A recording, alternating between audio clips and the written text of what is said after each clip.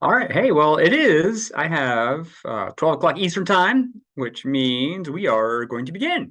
So thanks everybody for taking some time out of your day to join us for our winter/spring webinar series here at Rainbow Ecoscience. We are very happy to have you. And today, of course, we're going to be talking about spotted lanternfly. So spotted lanternfly comes to your neighborhood. And this is one that excited is probably not the right word, but kind of excited to talk about as I live in North Carolina and spotted lanternfly is recently shown up in our neighborhood. So that's kind of the lens we're going to look at this from here today is just that. So with all that being said, first off, we'd like to start off with a safety brief. So please do check your surroundings for any trip hazards. Check the weather forecast for any inclement weather. If you are in a vehicle, please be parked in a safe location as well. That's always really important. And again, just be aware of your surroundings and have a plan should something happen in this case. Today, so just some housekeeping. So this is of course, a Zoom webinar. If you have a question, please type your question into the question and answer box. We'll leave some time here at the end to answer any questions that come in. Do my best to answer those live for everybody, of course. Also, we are going to try to be right on time here today. So I'm going to try to have all the content wrapped up by 12:30, so Eastern time, that is. So again, if you have a question, please put it in the Q&A box. If you want to chat amongst yourselves during the time here today, please go ahead and use that chat, but know that we will not be checking the chat box for questions and answers. Likewise, if you did not put your ISA certification number in when you registered, you can put that in now, again, in the Q&A box. Don't put it in the chat. We're not going to look at the chat. We will look at what's in the Q&A, though. So if you did not put in your ISA number when you registered, put it in now.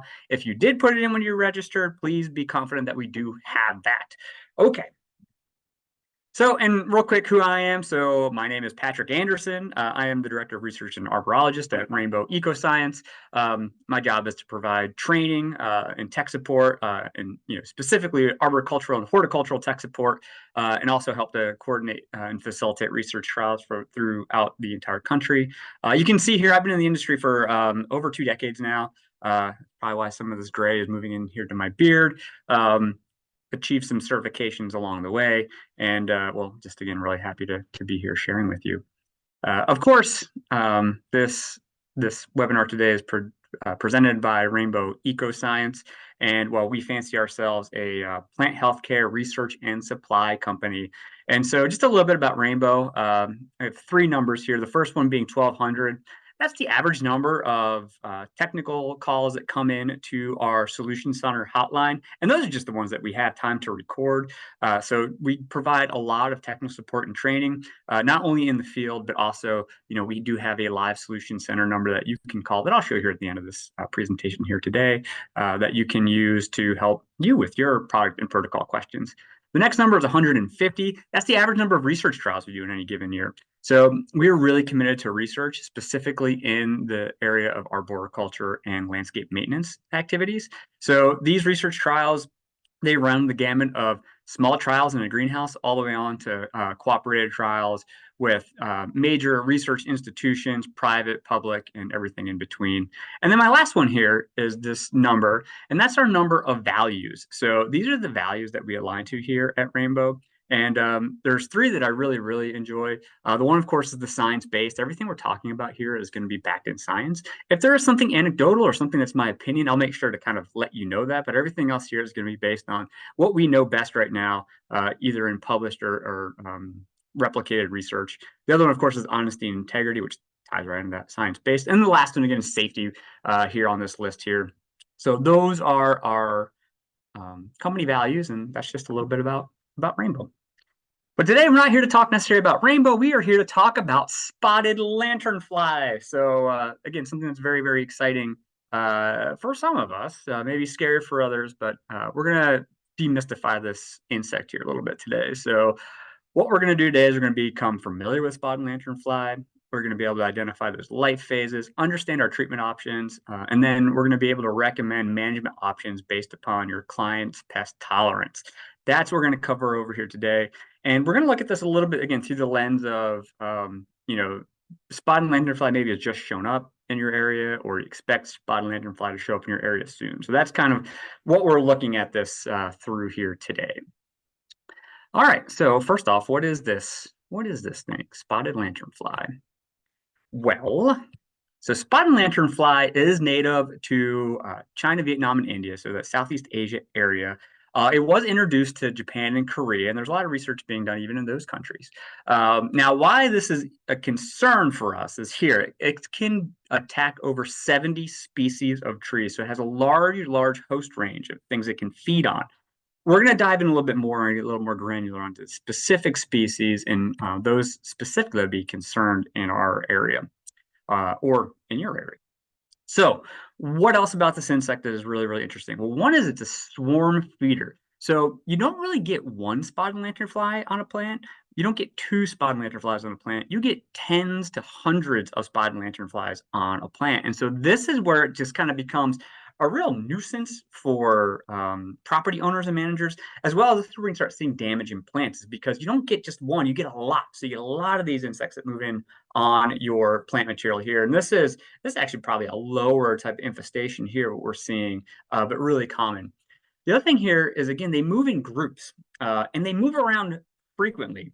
So they might be in one site one day and on another site the next day. So this one, when we talk about management and timing, this is where decision making needs to come in, because they don't just stay on a property for a long period of time. You'll see them move and they'll move throughout their different life phases, which we'll talk about more. They can be a concern for agricultural crops, namely grapes and hops. They can do significant damage to these vines, potentially even killing these vines in agriculture. We're not going to focus on that today, because here we're going to worry more about, again, tree maintenance and landscape maintenance in these normal landscapes that we're working in, both residential and commercial. So we're not going to talk about that. But this is where it becomes an issue for us, is it can be a real pest, a real nuisance pest for homeowners and property managers. And so we're going to kind of talk more about that as we go through the presentation here today. And one thing I wanted to note, though, is starting off with just this photo here on the right. So this is a kind of a close-up. This is kind of zoomed in a little bit. But what I want you to notice is that take in consideration, maybe backed up, maybe 10 feet, 20 feet. This pattern, the gray wings with the polka dots and kind of stripes, the reason why they're this color is because they blend in really well with gray bark. Here you can see you have like a gray bark tree. This is a red maple, some lichen growing on it. And if we were to stand back from far away, even with, in this case here, maybe 50 or so of these insects all over the side of this tree, they're hard to find. And this is really important. This is something that I want to make sure everyone walks away here with, is that we see these photos on, you might be at a truck stop and it says stop spotted lanternfly, and it shows this spotted lanternfly with its wings open, and you can see kind of the red underwing and that yellow thorax, and you're like, oh, there's no way I'm going to miss that. But that's very rare that they actually do that. Most of the time, they're feeding on the trunks of trees just like this, and they blend in really fast unless you're really looking for them. So that's one of the key things I want you to take away, is they're not going to come out and slap you in the face, especially in these early infestations. You're going to have to really be looking at them. And we'll talk about the species that are to be looking at here in just a moment. But a little bit more about this insect in general. It's in the order Homoptera. So this is our piercing and sucking insect order. This is what we call our true bugs. So these have piercing and sucking mouth parts. And the spotted lanternflies are related to, again, just like all these other piercing and sucking insects, things like cicadas, aphids, adelgid whitefly, scale. So other insects that we're used to managing in the landscape. The spotted lanternfly, again, it's a type of plant hopper. It's related to these things too. And of course, we have many native plant hoppers as well that really just don't cause too much issue. Maybe they vector some diseases sometimes. Some of the plant and leaf hoppers are primary vectors of things like bacterial leaf scorch, but usually not something we're worried about or managing in a landscape. But spotted lanternfly, we are, and we'll see why here as we go on. Now, spotted lanternfly is a recent addition to North America. It was first discovered in September 2014 in Berks County, Pennsylvania. So if you're not familiar with Pennsylvania, Berks County is kind of like north and west of Philadelphia. So Philadelphia is all the way down at the bottom corner, southeast corner of Pennsylvania. So Berks County is just north and west of that. And they believe it had arrived and established as early as 2012. And you can see here, this was a stone yard. So this specific area is an area where they bring in imported stone from places like, Korea and China and things like that. And that's how it got introduced. And so what you're seeing here is you can see the stone lined up here, but see this here, this kind of grayish putty material. As we're going to learn a little bit more as we go on here this afternoon, this is the egg masses. So you can see again how this insect, even though it's fairly large, and even though these egg masses are fairly large, they can kind of really move in the shadows. That kind of putty blends in really, really nicely with stone and other flat gray surfaces. And again, if you didn't know any better, you would easily say, oh, that's probably just like mud that splashed up in transit or something like that. So it's really easy to miss these insects in these early infestations if you're not looking for them. So that's, again, something we want to keep in mind. The first find in North Carolina was at a area where they do refrigeration for tractor trailer trucks. And again, for years, the property owner was concerned about all this sooty mold getting on things and thought it was the trees. So he cut back a bunch of trees. Lo and behold, to find out this whole area was infested with spotted lanternfly. So again, they can creep up on in the shadows. That being said, here we are. This is the current range of spotted lanternfly. And so you have everything in these red areas that are to say that an infestation is present and a quarantine is there. And then you have these everywhere to these purple squares here, the purple areas. This is where there's just been a reported sighting. Not an infestation, but a reported sighting. And so you can see how this kind of is spreading. And what I also want to highlight here is these poorly drawn blue lines highlight the interstate system. And certainly when you're here in the Northeast, it kind of starts blending together. But as you start following these out of the epicenter, that is Berks County, you start seeing how they just seem to be really tied to these interstates here. And so again, this is where we're going to first probably find some of these infestations. These are where these probably going to get introduced to, is just along these interstate routes at places like rest stops or restaurants or things like that that people are going to stop at. And again, this is how it happens. Just some more examples of these eggs here. They get laid on everything. And so obviously some things are stationary, like fence posts aren't moving around the country. But here you have camping equipment. This is one of these camp chairs. You can see this is laid all over this camp chair. And you can see how easily, if this was left out, in the fall, over the winter, and then in the early spring, you decide you were going to go camping someplace across state lines, how you could easily just toss that in the back of your truck or car or what have you, and get moved along. So this is how these things are being moved. And then this is an example of what the expected range of this insect could be. So the red means it's a great place for this insect to be. And then the yellow means it's an okay place. The green being not a great place. And of course the white unsuitable. And you see where the white is, a lot of that has to do with not a lot of forest species to begin with. So this is what our expected range could be with this insect right now. So let's talk about what kind of damage this does. Well, again, we covered over it can be an issue for agriculture. In this talk, we're not going to be talking about the agricultural implications or making any of those recommendations, but do know specifically for things like grape and hops, this can be a big, big deal. And certainly there's a lot of parts of the country here where a cottage industry has been built around wine production and grape growing. And so, everywhere from upstate New York, down through the southeast, we have all these kind of little small vineyards. So this can be a really potential issue for some of these folks here. But we're going to talk more again about our urban suburban interface and the trees in there. And so this is one of the issues that we run into here, is that while a spotted lanternfly by itself, a spotted lanternfly infestation by themselves are not going to kill a tree, they do, however, do significant damage to trees that can then open them up to other issues. So you can see here, again, you get hundreds of these insects feeding on the sides of these trees. And again, they're relatively large, so they're making these holes, and here you can see this kind of weeping and oozing of wounds. You can get other secondary infections in these wounds. That, of course, because they're feeding on sap coming down through the phloem, they're taking a lot of energy and things that would go into energy reserves from these trees. So again, you're kind of reducing the vigor of these plants that then, of course, open them up to secondary infestations of things like ambrosia beetle.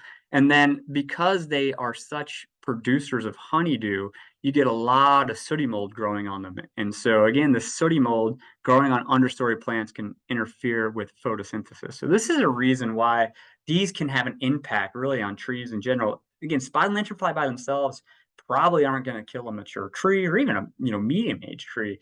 But you combine that damage with some of these other secondary things, and this is where it becomes a real issue for us in the landscape. Now, the other part of this, of course, is, as I mentioned, they move around a lot, and it's not like you get one or two, you get hundreds of these things. So they will climb, on the sides of buildings. They will get inside your house. They'll get inside your car. This is just an example here. This is from ABC News in Philadelphia. You can see just the amount of mass of these insects here. So people don't like that, right? I mean, I think they're kind of pretty. I think they're cool. I can't wait for them to show up in my house. But, you can see why people aren't going to be too excited about this or not excited about this. And here we can see this is sooty mold that's grown on this deck from the honeydew production. And you can see just the contrast highlighted where the power washing was compared to the rest of the deck. And you can see that this is just not something that people really want to live with. To have that much honeydew and sooty mold growing on their furniture.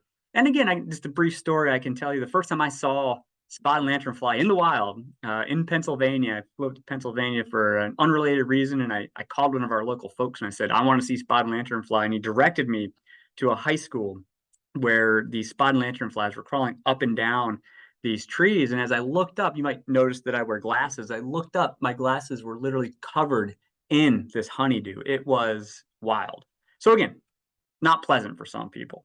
And of course, where this also becomes an issue is if you have somebody that does have serious allergies to some of these stinging insects, well, then this can be a big problem as well. So this can be something that can be a safety issue. On a quick note, and I got to start moving here a little bit faster because we're going to run out of time. But on a quick note, bees will make honey out of this. Honeybees will make honey out of this honeydew. And so you can find spotted lanternfly honey up in places like Pennsylvania, where this has been around for a while. So really interesting stuff. Okay, so now onto the host plants. So we have 70 different species, over 70 species they can attack. But for us in the landscape, it's really going to come down to a handful or more. And it's going to depend upon their life phase. So the nymphs, these nymphs that start out very small, almost the size of like a deer tick or a dog tick, they really like herbaceous material and succulent growth. They really like roses. So this is an indicator species for us. If you have a client call you up and they say, oh, I got all these little black things on a rose, good chance that it might be spotted lanternfly, or at least that's a diagnostic key that it might be spotted lanternfly.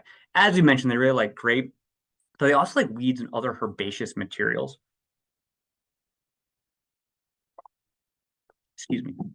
So they really like these other weeds and herbaceous materials. And this is where you find these nymphs coming in onto a property. And they'll sweep across the property on these weeds, find things like roses, and then they'll move off. So that's what's also really interesting is they move a lot. Now, the adults are the ones that really cause the aesthetic issues, that really cause the majority of the damage. Nymphs aren't doing too much damage. It's these adults that really, because they're large and they're feeding a lot, these are the ones that really cause damage.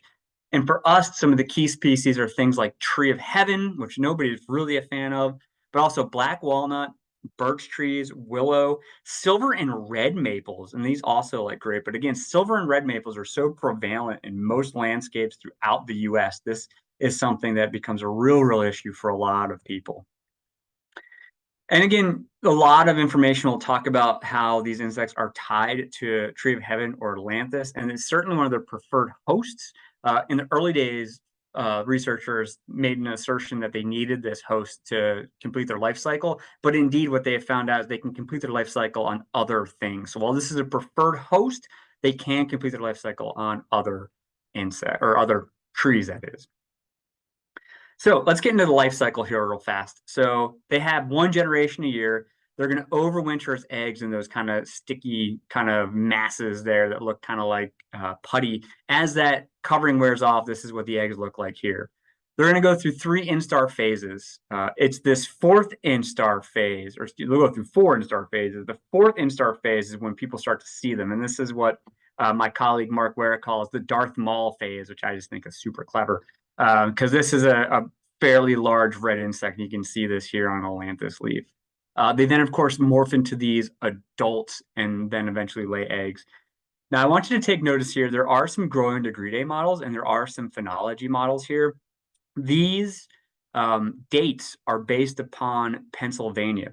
Now, again, another story here is 2 years ago, we went to that find in North Carolina and we saw fourth instars and adults in the last week of June. So something to be aware of, again, if you're in an area on the cusp of spotted lanternfly and you're in the Southeast, you're in a warmer state, warmer climate, while you might see things that say, hey, look for adults in, July, certainly it seems that the longer season influences their life cycle, and we see these adults a lot earlier in southern states. So again, something else to be thinking of if you're on the cusp of this insect. Kind of tying this all together with where they're going to be feeding. Again, if you are looking for those first instars and you're looking on red maple, they're not going to be there. They're going to be on some of these other species. As they get larger and as they go through these later instars and then adults, that's when they start moving on to other hosts. So that's really, really important to take note of what those hosts are when you are scouting and looking for these. Just some other, just more information. You're looking at the eggs here. Again, a female will lay 2 to 3 egg masses a year, and that might contain 30 to 60 eggs. And that's what these kind of different phases look like here on a tree. And this is spongy moth eggs compared to that spotted lanternfly egg. All right, so what we are all waiting for, treatment recommendations, right? So a couple things we can do. We can remove trees, we can scrape eggs, we can put sticky bands on trees, we can spray trees, and we can do systemic treatments. Again, this is going to be tied to life phase because they're going to go to different plants at different life phases. So this is always really, really important to note. One option, of course, is tree removal. And what some folks will do and what some state agencies are doing is this trap tree plan. So what they'll do, knowing that Atlanthus is a preferred host, and also just as a note, Atlanthus have male and female trees. So what folks will do is they do this trap tree method. So they'll go into a stand of Atlanthus and they'll remove all the female trees. So by removing your female trees, you're removing the seed source for new trees. They'll treat those trees, the trees they cut down, with a herbicide like triclopyr, because these will sprout back out if you don't kill them with a herbicide. So they'll stump spray these trees with triclopyr. And then the male trees, the ones left over, they'll treat with a systemic like dinotefuran or Transtec. Transtec is dinotefuran product. And when the males come in, or when when the new spotted lanternfly come in, of course, they're only going to go to those male trees that are treated and will perish. So tree removal and trap tree method is one way to do it. Egg scraping is something you can do. However, they lay their eggs on everything and they lay them all over. So this becomes really impractical from a population management standpoint, because what we're seeing here are arrows pointing to egg masses high up in a canopy of a tree. And you can see the number of egg masses there just becomes an impractical way to really manage the population. We could also do things like these sticky bands. So this is essentially a fixing rather. In this case here, a cardboard-like material to the tree, putting something on there, some type of adhesive, and then as the nymphs are crawling, it catches those nymphs. Again, can help with some population control, but it also captures everything, good, bad, and indifferent. So also can be a difficult thing to manage sometimes as well. We can then get, of course, into these foliar applications or using products like these insecticides. Bifenthrin is shown to be probably the best product when it comes to both quick knockdown and residual. And so what we're seeing here, looking at different insecticides, trying to treat nymphs here. And so what you can see here is by spraying Bifenthrin, we get 100% mortality 7 days after treatment, and we're around 80% mortality 14 days after treatment, which gives us a combination of the best residual and knockdown. Now, of course, this could be a good thing or a bad thing, depending upon how you're looking at it, because something like bifenthrin is a general insecticide. It's going to affect just about every other insect in that treatment area. So that might be good, that might be bad, depending upon how you look at it. So maybe that's when you look at another product like that. And that's, of course, the issue here is with pollinators. And if you're going to look at the labels on any of those foliar applied products, most of them are going to say there's going to be an environmental restriction that says don't spray blooming plants. So no matter what one of those foliar products you're using, you still can't spray a blooming plant and be on label. So that takes us to our systemic options. So here again, where we see the best results with the work that we have done as well as others have done is using dinoteffuran as a systemic application. That can be done either as a lower systemic bark spray, which is super fast and super effective to do. It can also be done as a lower trunk injection or root flare injection using micro injection equipment. We see we get the fastest uptake, the fastest control, and the longest residual with reliable control using dinoteffuran. So that's what we recommend. And again, that's what a lot of these different agencies are using as well as part of an integrated program to manage this pest, not alone, but as an integrated program to manage these pests. And this is just some data. And basically what this data are showing is the number of dead adults. You're looking at a trunk injection of dinoteffuran, you got a lot of dead adults. You're looking at a lower systemic bark spray of dinoteffuran, you're getting a lot of dead results versus the untreated control where there's not a lot of dead results. And this is just an example of how this looks in the field. You can see here that physically putting tarps under trees and then spraying the tree and then just counting the adults that fall off and die.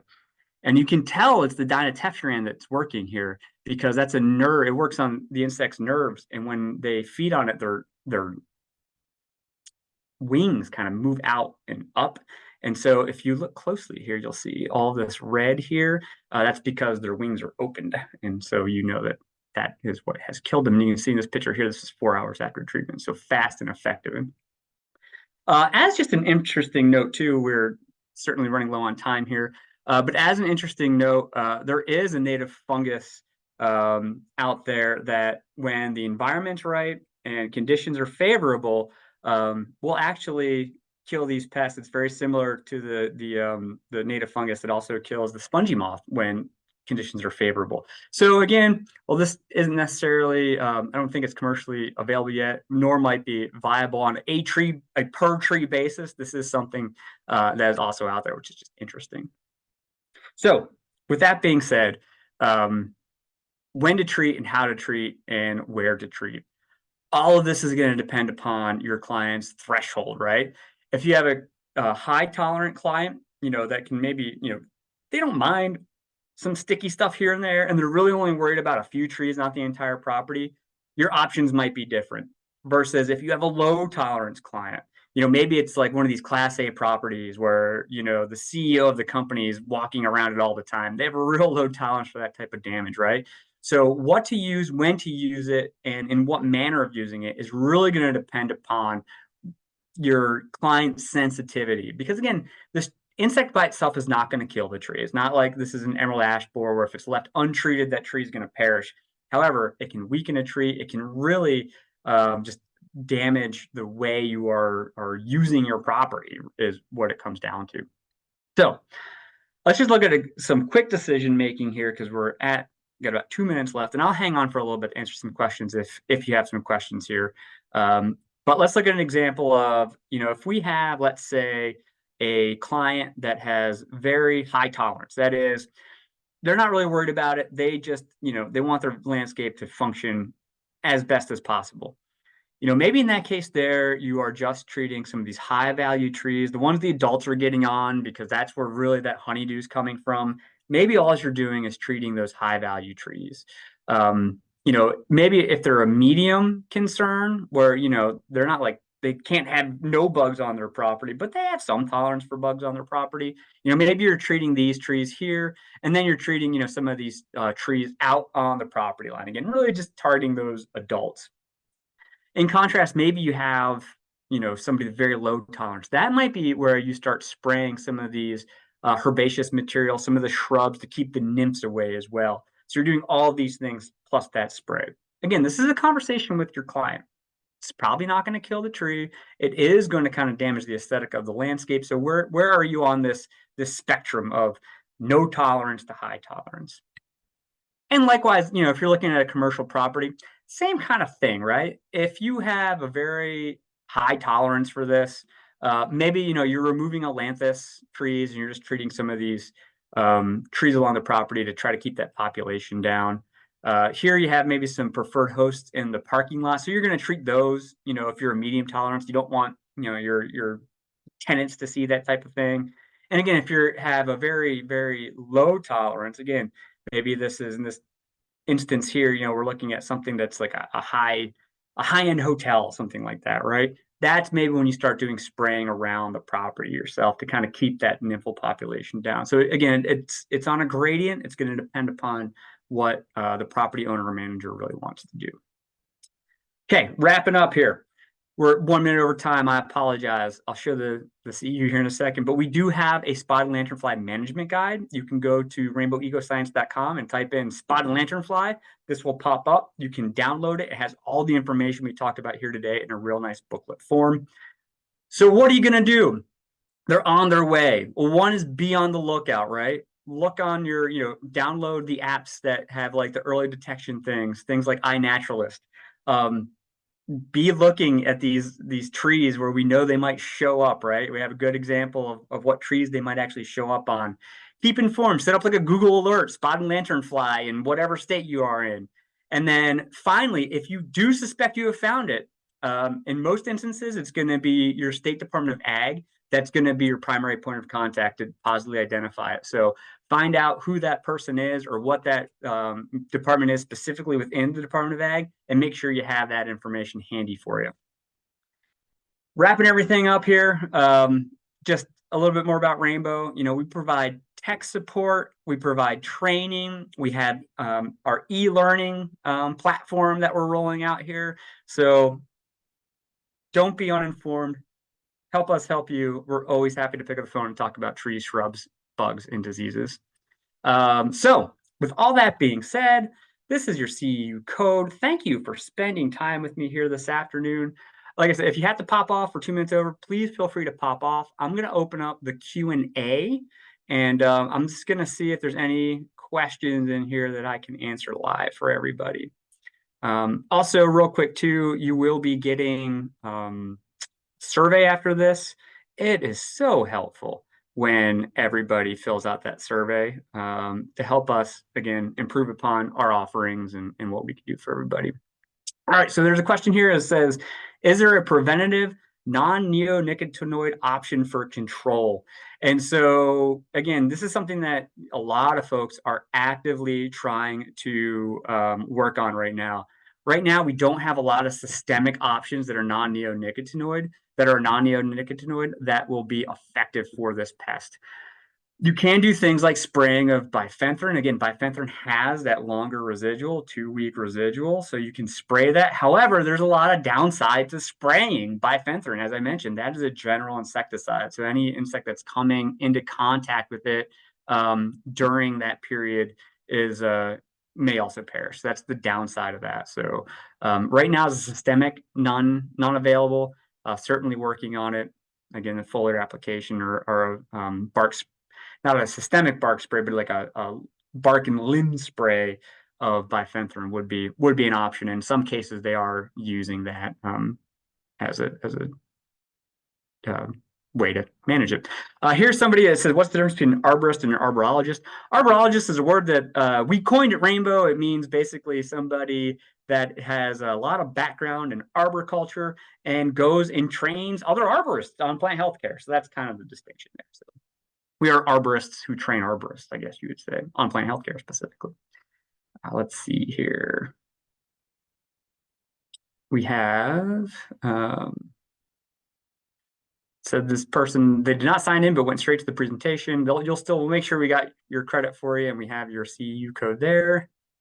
This one here says that don't see California on the expected range map. What's the likelihood it could show up here?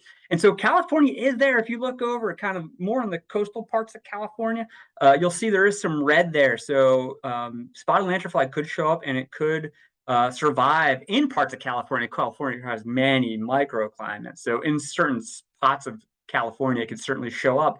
And there was actually somebody just presented at the Invasive Species Conference a few weeks ago where they were looking at the Bakersfield, California area and whether or not spotted lanternfly could live in Bakersfield. And basically, to make a long story short, yes, spotted lanternfly could probably survive in Bakersfield, California. The next question here is what pheromones are involved in their movement? I don't know the answer to that. I'm not sure if anybody knows the answer to that right now. That is one of the mysteries is why they move to different areas. And also, as an aside, even in these areas where they go, they seem to be kind of attracted to certain trees. They call them like hot trees or hotspot trees. And so you might have a row of like 50 red maples, but it's like one red maple that they're all on. And I don't know why that is. Certainly, people are working on that. And if they figured it out, I've not read about it. But yeah, it's a good question. Still looking for an answer. Can I post the YouTube video link? Didn't capture the screen quick enough. I can try to find that up, but you can always just, if you go to YouTube and just type in Rainbow Ecoscience, we're there. If you go to our website, rainbowecoscience.com, you can find us there too, but I'll see if I can dig that up for you. Here's one. Will hort oil be a suitable option in early spring to suffocate the egg masses before they hatch?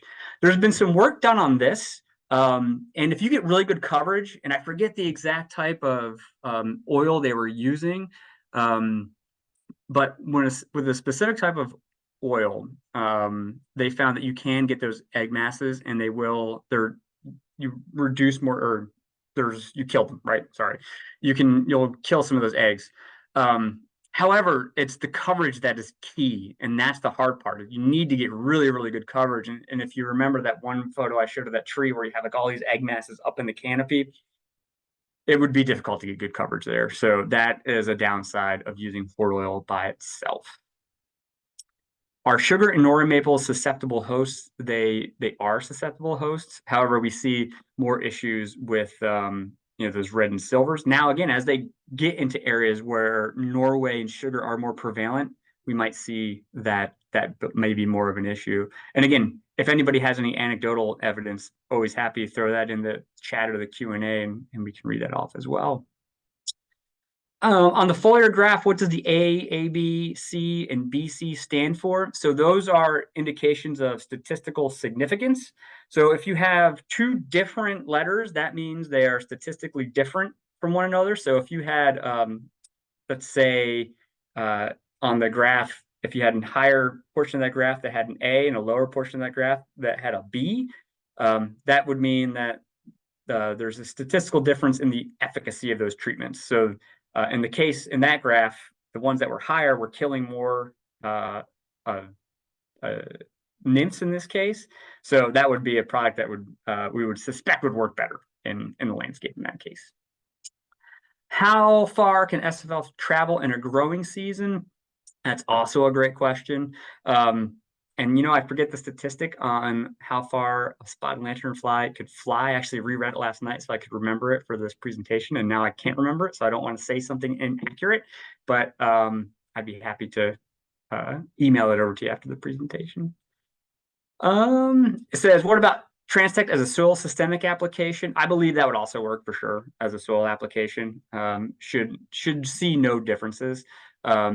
The issue, or actually the biggest difference would be the amount of active ingredient. You can get more active ingredient using a bark spray onto a tree than you would a soil application, just based upon the label, right? So that would be something to be looking at there. It's a little bit more, not a ton more, but that might be the one big difference. But I suspect the soil application should work fine. And I believe we have clients specifically in that mid-Atlantic area that are doing that and are happy with that.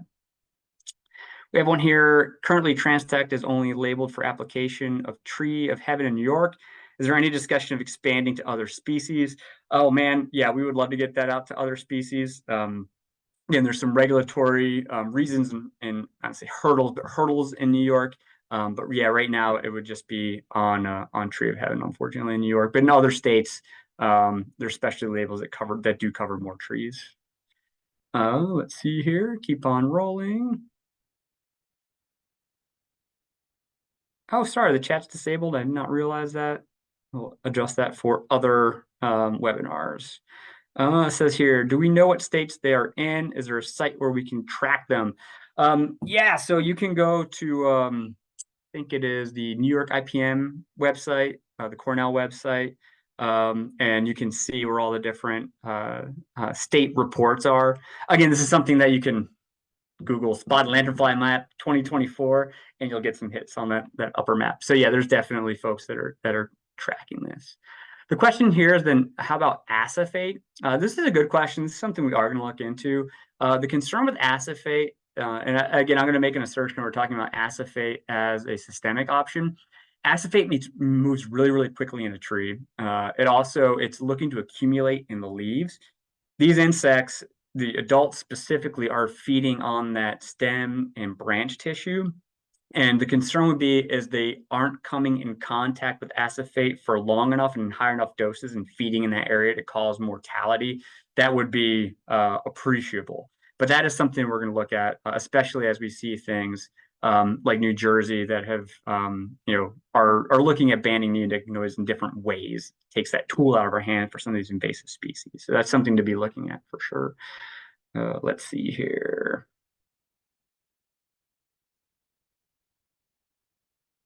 Yeah, there's another one. How far an adult will travel per day? I can't remember. We'll get that answer though. What temps will kill the eggs? That's another one. Don't know the answer to that one. Can find that out for you as well.